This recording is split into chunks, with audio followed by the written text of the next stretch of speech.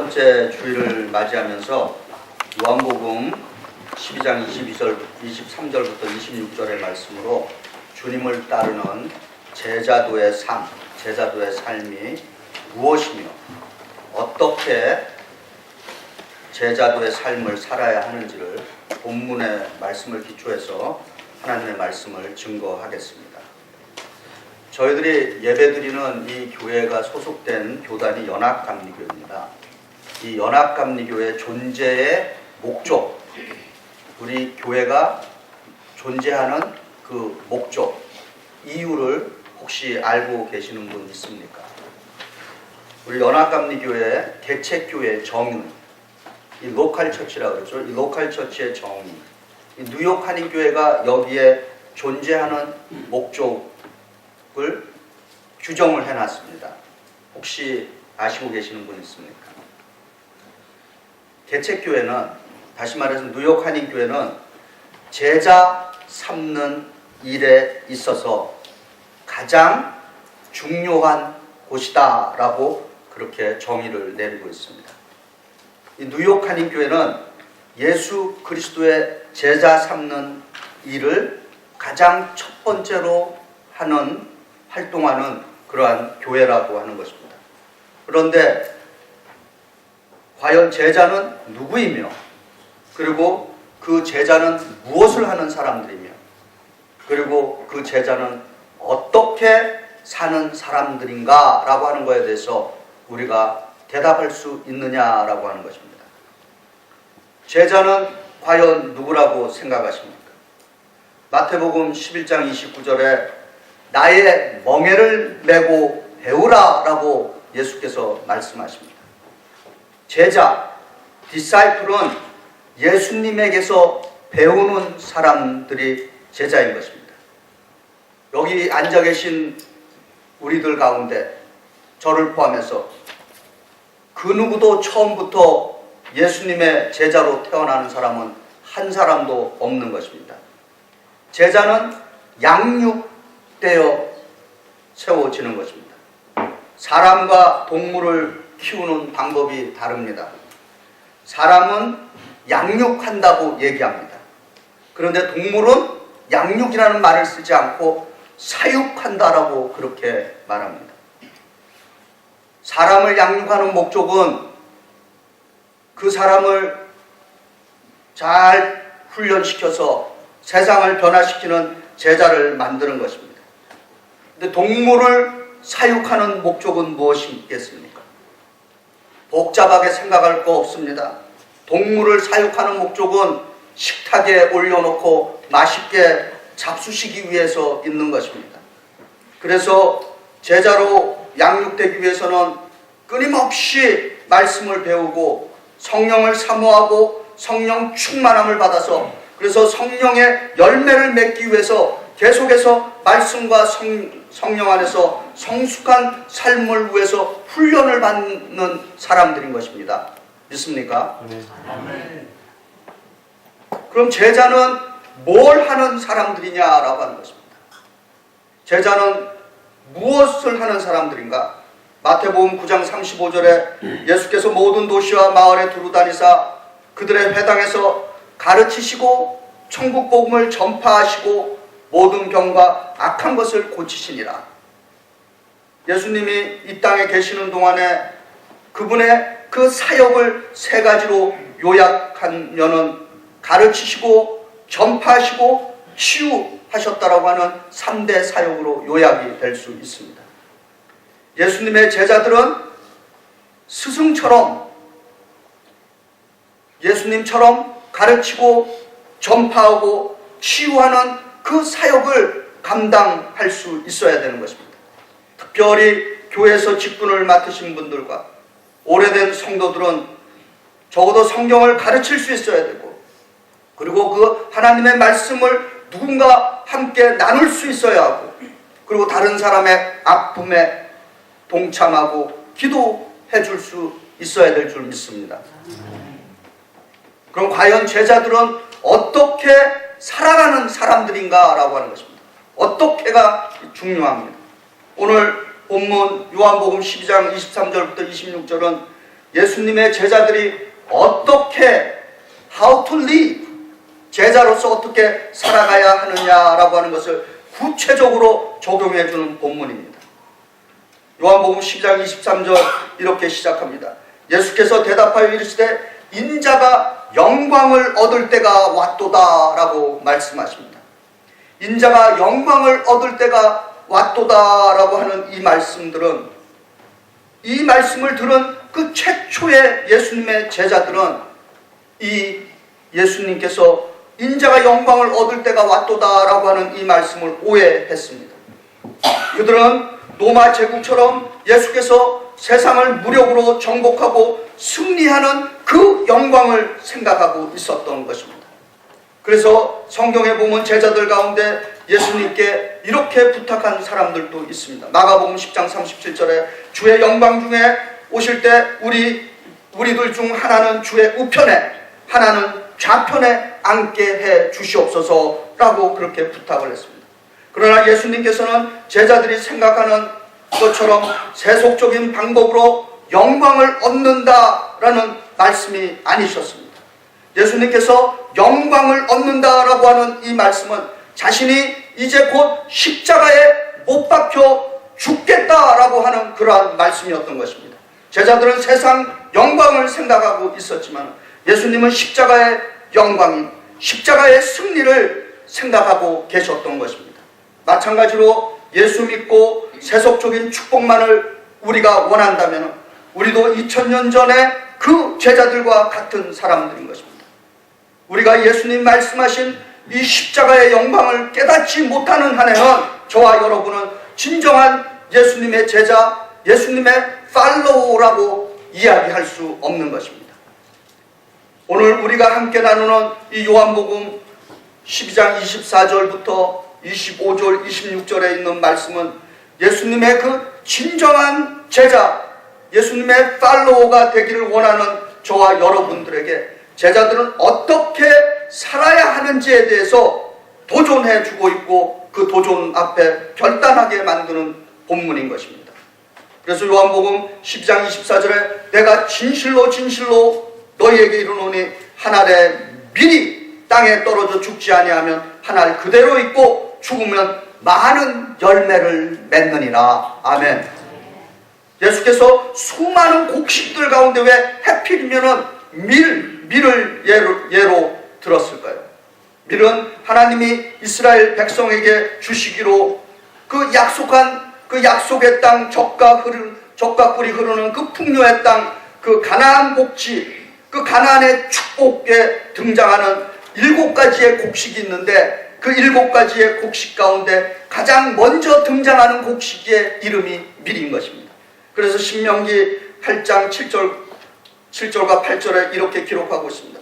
내 하나님 여호와께서 너를 아름다운 땅에 이르게 하시나니 그것은 골짜기든지 산이든지 시내와 분촌과 샘이 흐르고 밀과 보리의 소산지요 포도와 무화과와 석류와 감람나무와 산지라.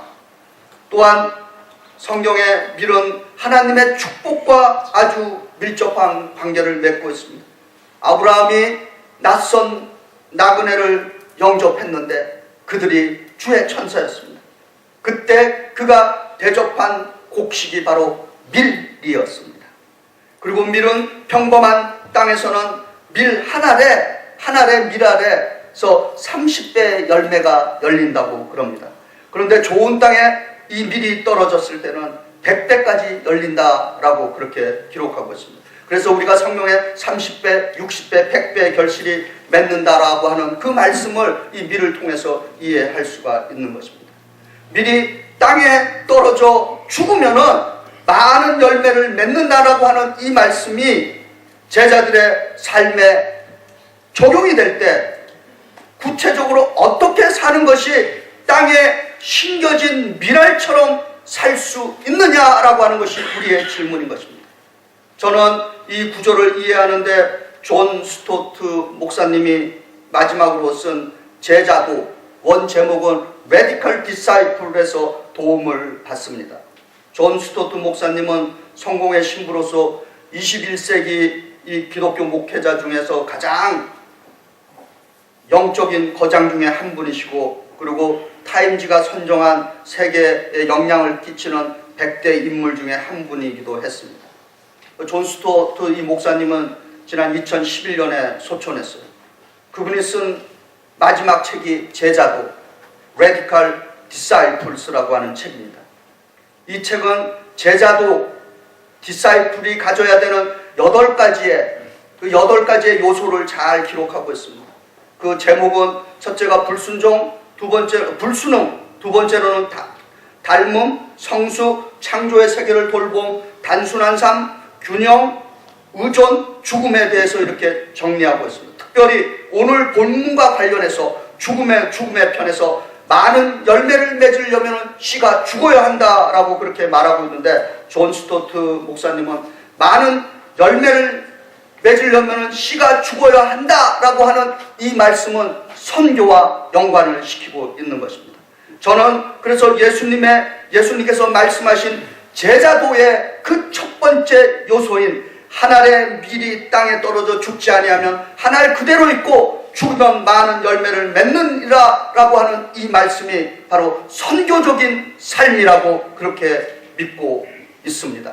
선교적인 삶에는 열매가 있는 삶을 이야기하는 것입니다.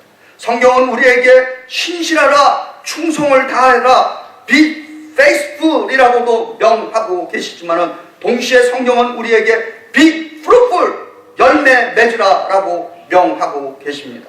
그래서 요한복음 15장 8절에 너희가 열매를 많이 맺으면 내 아버지께서 영광을 받으실 것이요 너희는 내 제자가 되리라. 아멘. 우리가 예수님의 제자인지 아닌지는 우리들의 삶 속에서 열매로 증명된다는 것입니다. 선교적인 삶을 사는 데는 여러 가지 방법이 있습니다. 물론 그 가장 첫 번째 방법은 구체적으로 선교사가 되는 길도 있습니다. 그러나 더욱더 중요한 것은 매일매일의 생활 속에서 선교적인 삶을 우리가 살아낼 수 있느냐라고 하는 것입니다. 지금은 저희들이 사순절로 지키고 있습니다.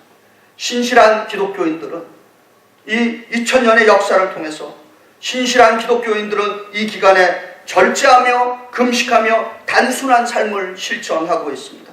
기독교인들의 절제, 금식, 이것을 그냥 자신에게만 적용하는 것뿐만 아니라 그 금식과 절제는 항상 사순절 이후에 전도와 선교와 구제, 사회봉사로 이어졌다는 것입니다.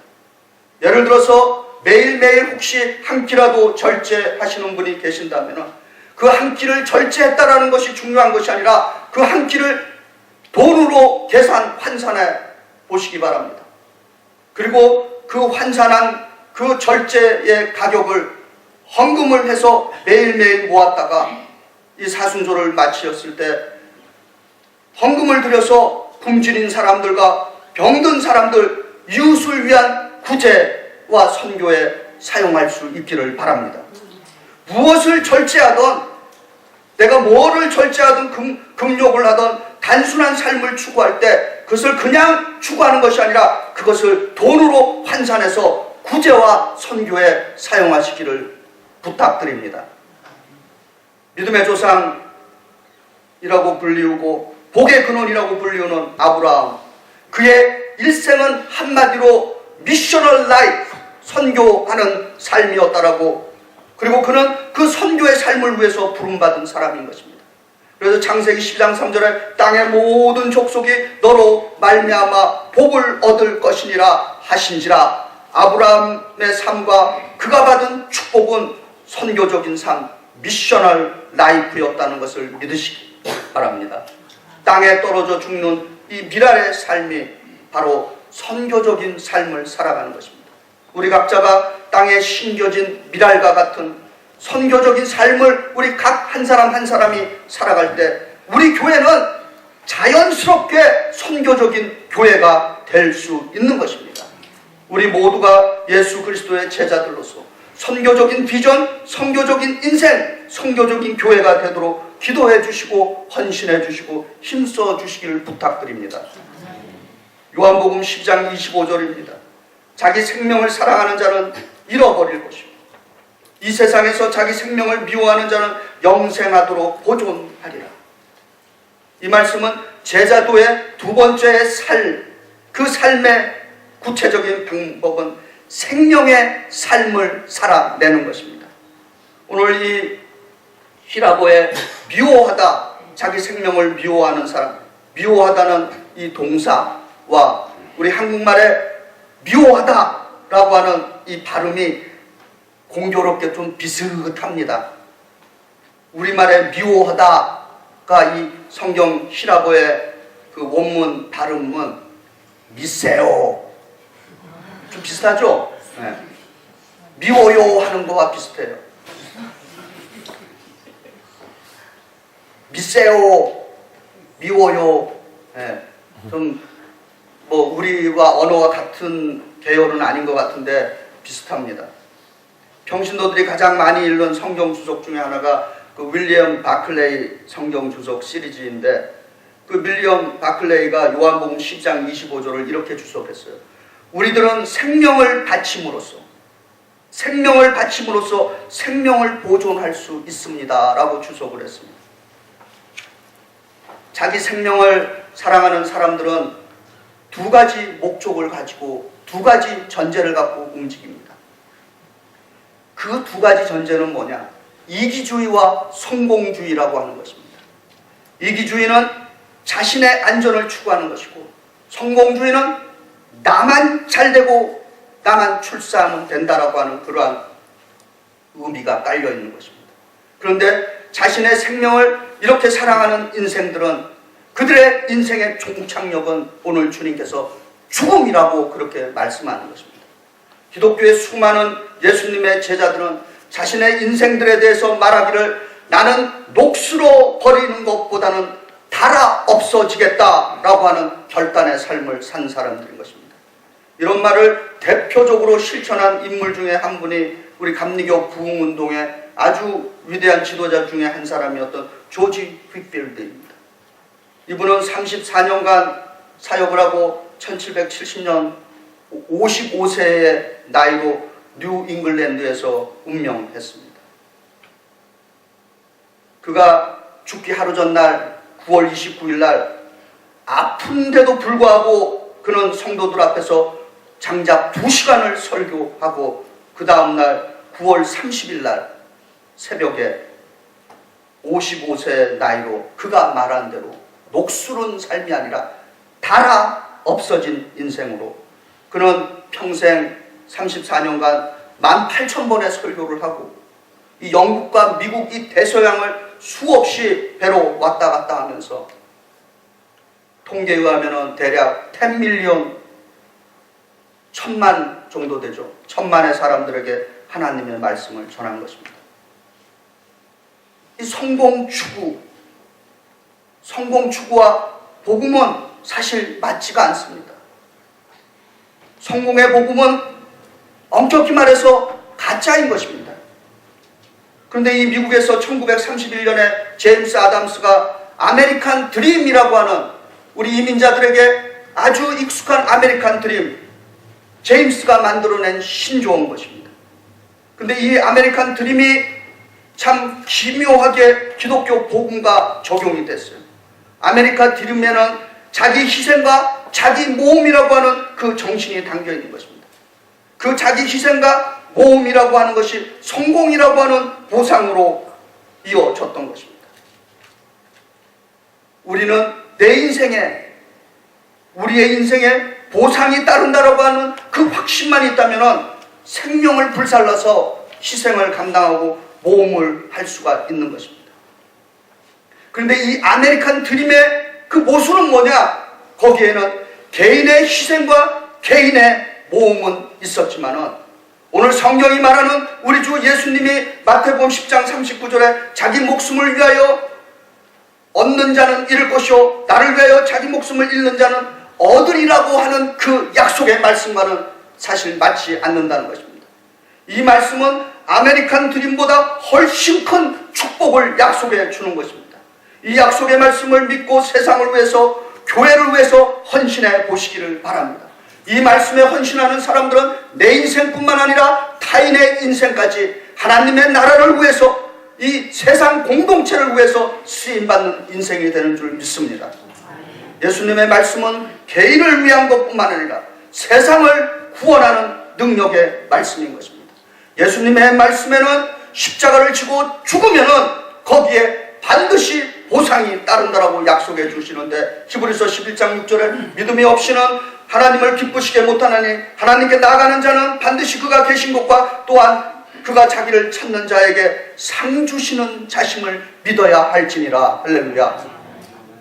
우리 주 예수 그리스도는 우리가 생각한 것보다 상상할 수 없는 큰 곳으로 갚아주시는 분이심을 믿으시기 바랍니다. 이제 요한복음 12장 26절에 세 번째 제자도의 삶을 말합니다. 사람이 나를 섬기려면 나를 따르라. 나 있는 곳에 나를 섬기는 자도 거기 있으리니 사람이 나를 섬기면 내 아버지께서 그를 귀히 여기시리라. 이 말씀은 제자도 삶의 세 번째 요소인 섬김의 삶을 말씀하는 것입니다. 이 말씀은 따르는 자는, 예수님을 따르는 자는 섬기는 제자다라고 하는 말씀인 것입니다. 그런데 어떻게 따르며 어떻게 섬길 것이냐라고 하는 것이 중요합니다. 2차 세계대전 때 순교한 독일의 젊은 신학자이고 목회자인 보네퍼가 나를 따르라라고 하는 제자도라고 하는 그 책을 썼습니다. 그 책에 유명한 한 구절을 남겼습니다. 주님이 나를 따라오라라고 부르실 때 나와 함께 와서 너도 나처럼 죽자라고 그렇게 부르신다는 것입니다. 그러나 주님이 나와 함께 와서 너도 나처럼 죽자라고 하는 그 엄숙한 부름에는 놀랍게 거기에 기쁨이 있다는 것입니다. 어떻게 예수께서 나를 불러서 용보야 너는 나를 따라와라, 그리고 나처럼 와서 너도 죽어라 그러는데 거기에 그 부름에 기쁨이 있을 수 있느냐라고 하는 것입니다. 거기에는 두려움이 있어야 되는데 기쁨이 있다는 것입니다. 마틴 부보라고 하는 유대인 철학자이며 그 신비주의 종교가가 나와 너라고 하는 그 유명한 책을 썼어요. 고전입니다. 그는 참된 인생에 대해서 이렇게 정의를 내렸습니다. 인생이란 만남이다, 이렇게 간단히 정의를 했습니다. 그런데 그 만남은 평범한 만남이 아니라 예수님과 나와의 만남, 예수님과 우리와의 만남은 나로 하여금, 우리들로 하여금 나는 이 만남을 위해서 지금까지 살아왔구나라고 그렇게 고백하게 한다는 것입니다. 그래서 더 나가서 예수님과 나와의 만남에 대해서 이렇게 고백하게 한다는 것이에요. 나는 이제 죽어도 좋다라고 그렇게 느끼게끔 만든다는 것입니다. 예수님과 우리의 만남은, 그 만남이 너무도 참된 만남이기 때문에 우리 각자로 하여금 주님, 나는 이제 죽어도 여한이 없습니다 라고 하는 그러한 만남이기 때문에 거기에 기쁨이 있다는 것입니다. 오늘 이 자리에서 예배드리는 우리 모두에게 주님과 우리와의 만남이 오늘 죽어도 내 인생에 여한이 없는 만남이 되시기를 축복합니다. 이러한 만남이 되기 위해서는 우리는 변함없이 한결같이 죽기까지, 열매 맺을 때까지 주님을 따라가야 하는 것입니다. 우리들은 지도자들이 되기를 원합니다. 여기 지도자 되기 원치 않는 분 계십니까?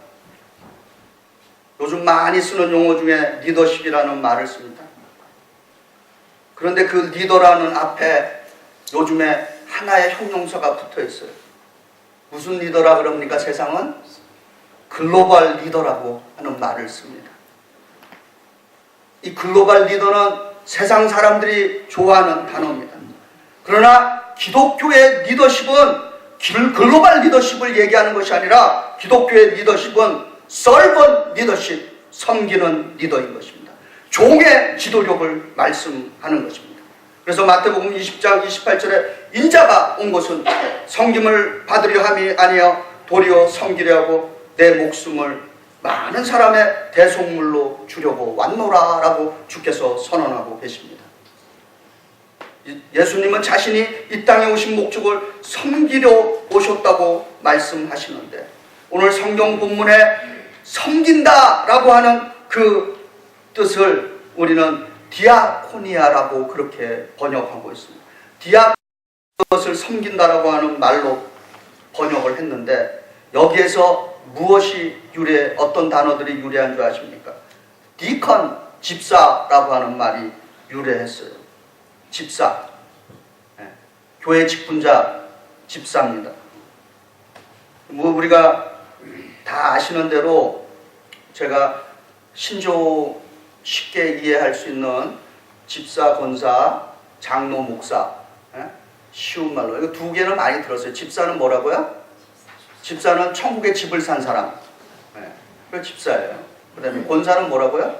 천국에 집을 사라고 권하시는 사람, 권사. 이거는 최근에 한국 신문에 나온 거예요. 장로, 장기간 노는 사람이 장로랍니다. 목사, 목적 없이 사는 사람이 목사래요. 이게 한국의 현실을 얘기한다는 거죠. 그래서 제가 그거 보면서 바꿨어요. 장로, 장기간 노동하시는 분들. 할렐루야. 존 스토트 목사가, 그분이 마지막에 쓴 그 90대 노인이 그 제자도로 가는 그 책 표지에 할아버지 노인 목사님이 부삽을 들고 있는 모습이 책 표지인 것입니다. 노동하는 목회자예요. 그 장로는 뭐라고요? 장기간 노동하시는 분들. 목사는 목표 없이 사는 사람이 아니라 목사는 목을 내놓고 사는 사람입니다.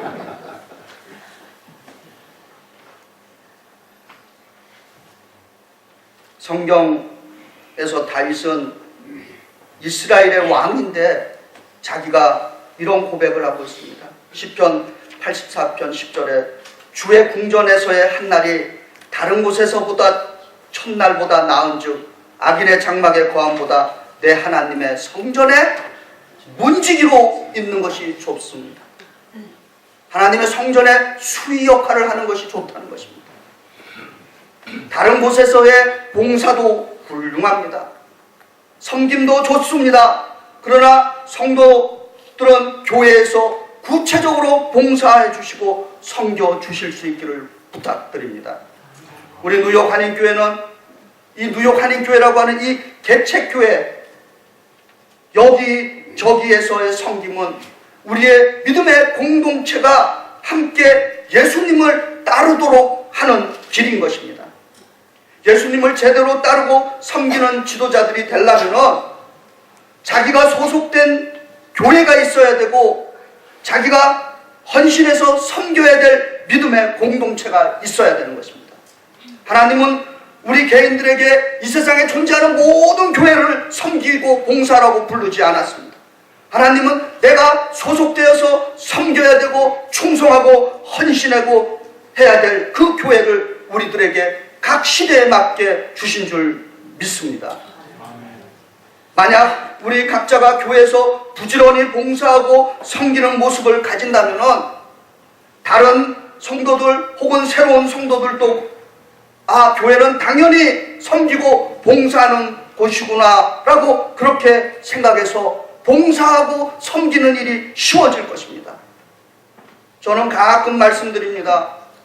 우리 교회의 이 수준, 저는 그 교회 크기를 사이즈 컬처라 그러는데 교회마다 다르죠. 50명 교회 50명 사이즈 컬처가 있어요. 100명은 100명 사이즈 컬처가 있습니다. 200은 200의 사이즈 컬처가 있어요. 각 크기에 따라서 그 문화가 다른 것입니다. 우리 교회 사이즈는 이 사이즈 컬처, 우리가 한 150명에서 많게는 한 200명 어린아이들까지 이렇게 생각하고 있는데, 이런 사이즈 컬처에서는 우리 각자가 어떤 스타일로 교회를 섬겨야 되느냐, 저는 분명히 말씀드립니다. 모든 직분자, 담임 목사를 포함해서 블루칼라 일부터 와이칼라 잡까지 그것을 자유롭게 넘나 들을 수 있어야 될 줄 믿습니다. 그래서 청소할 때는 청소도 할 수 있어야 되고, 화장실 청소도 할 수 있어야 되고, 또 행정적으로 결정을 내릴 때는 그 일에도 참여할 수 있어야 되는 것입니다. 그리고 이런 사이즈 컬처가 커지면 커질수록 점점 더 세분화될 수밖에 없는 것입니다. 그러나 그 정점에 갈 때까지는 지금 이 사이즈에서는 우리 모두가 각자가 블루칼라, 화이트칼라 그 구별 없이 자유자재로 행복하게 일할 수 있어야 될 줄 믿습니다. 그것이 바로 섬기고 봉사하는 삶인 것입니다. 말씀을 정리합니다. 예수님께서는 영광의 길이, 그 영광의 길이 십자가의 길이라고 말씀하십니다. 십자가의 길에서만이 그 부활의 승리가 있기 때문이었습니다. 예수님은 제자도의 삶을 열매를 맺는 그 선교의 삶, 내가 죽음으로써 생명을 누리는 생명의 삶, 그리고 예수님을 따르는 섬김의 삶이라고 오늘 말씀을 통해서 우리들에게 가르쳐주고 있습니다. 예수님께서 스스로가 미랄이 되는 선교의 삶을 사셨고, 그분 스스로가 십자가의 죽음으로써 부활의 생명을 사셨고, 그리고 죽기까지 복종하심으로써 섬김의 삶을 살으셨던 분인 것입니다. 그리고 그 이후에 지난 2000년 동안 지금까지 예수님의 신실한 제자들은 여전히 선교의 삶, 생명의 삶, 섬김의 삶을 살아내고 있는 것입니다. 저와 성도님들, 우리 뉴욕 한인교회가 예수님의 참된 제자도의 삶을, 선교의 삶, 생명의 삶, 섬김의 삶을 살아낼 수 있기를 주의 이름으로 축원드립니다. 기도하시겠습니다. 사랑과 은혜가 충만하신 하나님, 오늘 요한복음의 말씀을 통해서 저희들이 이 시대에 주님의 제자들로서 구체적으로 어떻게 제자도의 삶을 살아야 할지에 대해서 말씀을 통해서 저희들에게 도전하시고 깨우치시고 결단케 하여 주시는 줄 믿습니다.